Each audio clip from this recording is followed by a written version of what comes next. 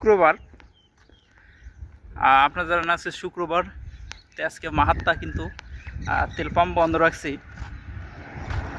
আজ শুক্রবারেও কিন্তু তেল পাম্প বন্ধ করার নিয়ম দেয় না কোম্পানি। আমরা কিন্তু কোম্পানির কাছে জোর করে ছুটি 1 ঘন্টা, শুধু 1 ঘন্টা নামাজ পড়ার জন্য ছুটি নিয়েছি।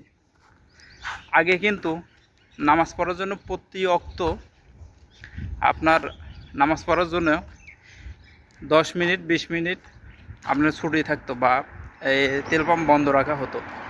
কিন্তু বর্তমানে সৌদির পরিস্থিতি এমন হয়েছে যে এখানে আর বন্ধ রাখা হয় না।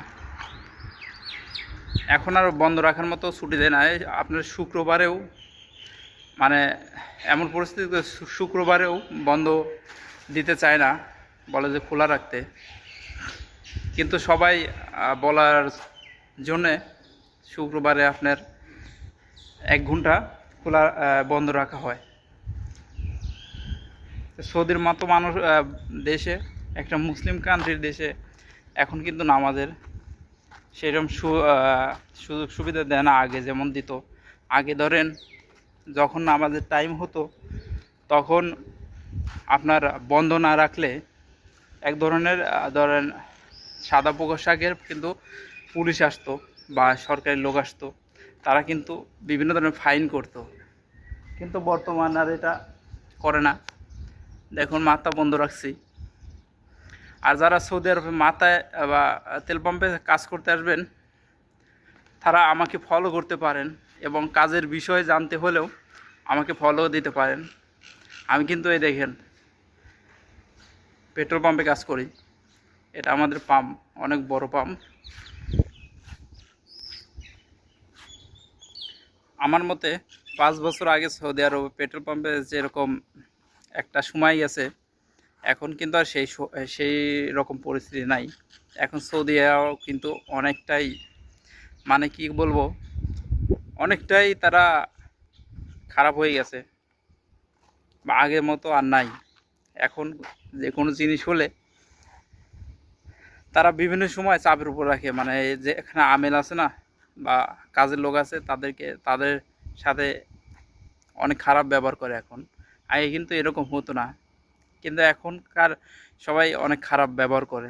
আর যারা ধরেন এখন ইয়াং আছে বা ছোট আছে তার মধ্যে আরও বেশি প্রখর এটা হয়, কারণ এখানে চুরি বা আপনার বিভিন্ন ধরনের অপরাধ করা এই মাথায় করে। এখানে মাথায় ধরেন যারা কাজ করে, রাতে কাজ করে, তারা খুব খারাপ পরিস্থিতির মতো কাজ করে, কারণ মাথায় থেকে বিভিন্ন সময় মানুষকে উঠায় নিয়ে যায় এবং তেল নিয়ে ভাগে যায়।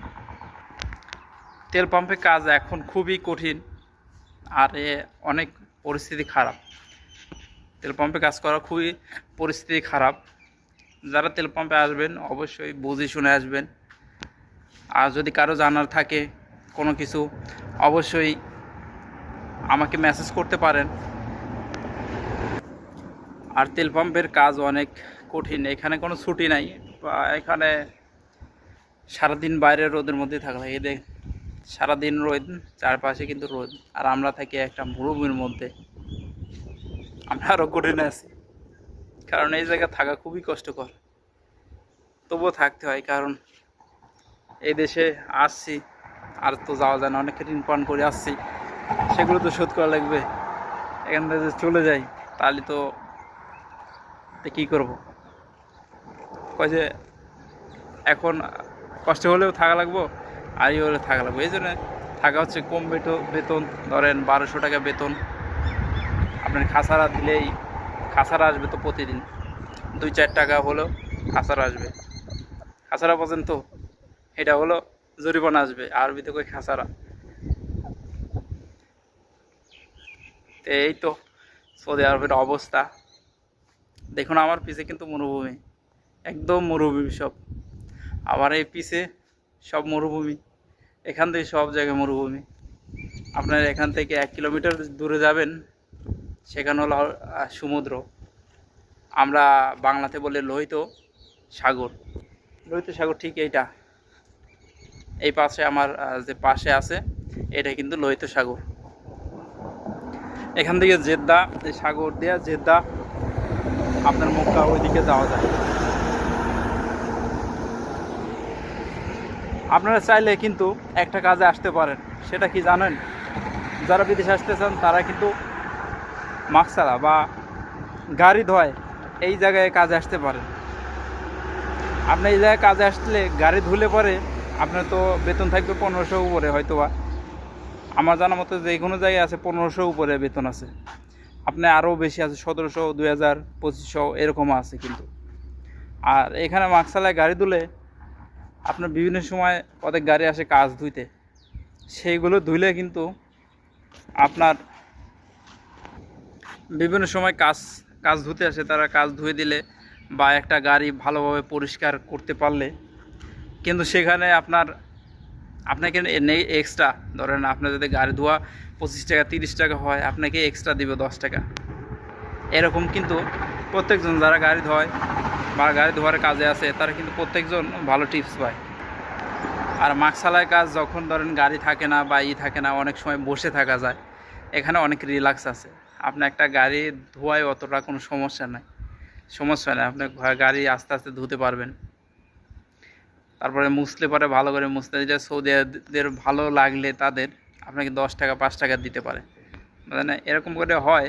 ধরেন খাওয়ার টাকা উঠে যায় বা বেশি হয়, যে আপনার যদি রিয়াদ থাকতে পারেন, রিয়াদে আসতে পারেন। রিয়াদে যখন আমি ছিলাম সেখানে অনেক ইনকাম করতো যারা মাকসালায় কাজ করতো। আমি তো তেল পাম্পে কাজ করি, আমি মাকসালায় যারা কাজ করে তাদের সাথে তো আমরা জানি একসাথে থাকি, খোঁজ নিলে বা কথাবার্তা বললে কিন্তু পাওয়া যায় যে তারা টিপস পায়। আগে কিন্তু তেল পাম্পে এরকম টিপস পাওয়া যেত আমি শুনছি, কিন্তু বর্তমানে এরকম আর হয় না। তে সবাই কে কোথায় থেকে দেখছেন অবশ্যই আমাকে মেসেজ করবেন, ভিডিও কমেন্ট সেকশনে গিয়ে কমেন্ট করবেন। আর কোনো কিছু জানা থাকলে অবশ্যই কমেন্টের মাধ্যমে জানাবেন। সবাই ভালো থাকবেন, সুস্থ থাকবেন, আর আমার চ্যানেলটি সাবস্ক্রাইব করবেন এবং পেজটি ফলো দেবেন। ভিডিওটি দেখার জন্য সবাইকে অনেক ধন্যবাদ। আসসালামু আলাইকুম।